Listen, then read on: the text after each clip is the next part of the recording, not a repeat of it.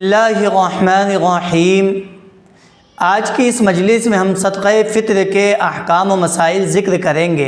हदीस में आता है, हज़रत अब्दुल्लाह बिन उमर रज़ी अल्लाह तआला अन्हु से रिवायत है कि अल्लाह के नबी सल्लल्लाहु अलैहि वसल्लम ने सदक़े फ़ित्र हर मुसलमान जान पर लाजिम और वाजिब करार दिया, चाहे वो आज़ाद हो या ग़ुलाम, मर्द हो या औरत, बालिग हो या नाबालिग, तमाम के ऊपर सदक़े फ़ित्र को लाजिम और वाजिब करार दिया है। और उसकी मिक़दार बतलाई कि 1 सा खजूर या 1 सा जव। सदक़े फ़ित्र देने का मकसद क्या है? हदीस में आता है कि अल्लाह के नबी सल्लल्लाहु अलैहि वसल्लम ने सदक़े फ़ित्र देने के 2 मकसद बतलाए कि सदक़े फ़ित्र रोज़ेदार की पाकीज़गी का सबब है।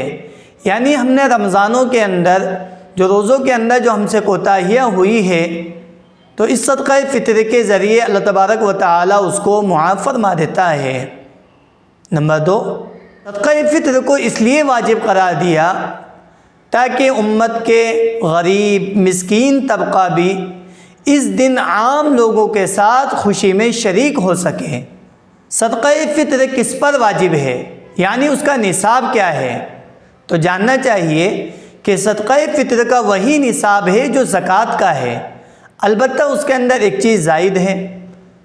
ज़कात का जो निसाब ज़िक्र किया था उसके अंदर सोना, चांदी, रुपया पैसा और माली तिजारत 4 चीज़ों को ज़िक्र किया था। सदक़े फ़ित्र में एक और चीज़ है, वह है घर का ज़ाइद सामान।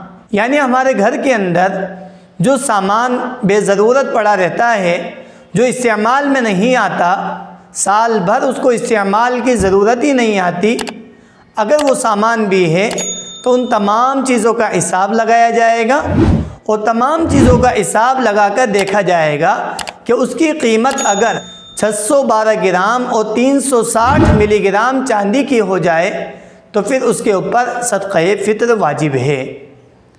एक दूसरा फ़र्क यह है कि ज़कात के अंदर माल के ऊपर साल का गुज़रना ज़रूरी है और सदक़े फ़ित्र के अंदर माल के ऊपर साल का गुज़रना ज़रूरी नहीं है, बल्कि अगर एक दिन पहले भी अगर माल आया हो तो उसके ऊपर भी सदक़े फ़ित्र वाजिब है। सदक़े फ़ित्र के वजूब का वक्त, यानी सदक़े फ़ित्र कब वाजिब होता है? तो सदक़े फ़ित्र के वाजिब होने का वक्त सुबह सादिक है, यानी जिस वक्त फ़ज्र की नमाज का वक्त शुरू होता है उस वक्त जो भी शख्स इस दुनिया के अंदर मौजूद है उसके ऊपर सदक़े फ़ित्र वाजिब है। साहिब निसाब शख्स अपनी तरफ से और अपनी नाबालिग औलाद की तरफ से सदक़े फ़ित्र अदा करना उसके ऊपर लाजिम और वाजिब है। हाँ, अलबत्ता उसकी जो बालिग औलाद है उनकी तरफ से उसके लिए अदा करना ज़रूरी नहीं है। हाँ, अगर फिर भी वो अदा कर दे तो उनकी तरफ से भी अदा हो जाएगा।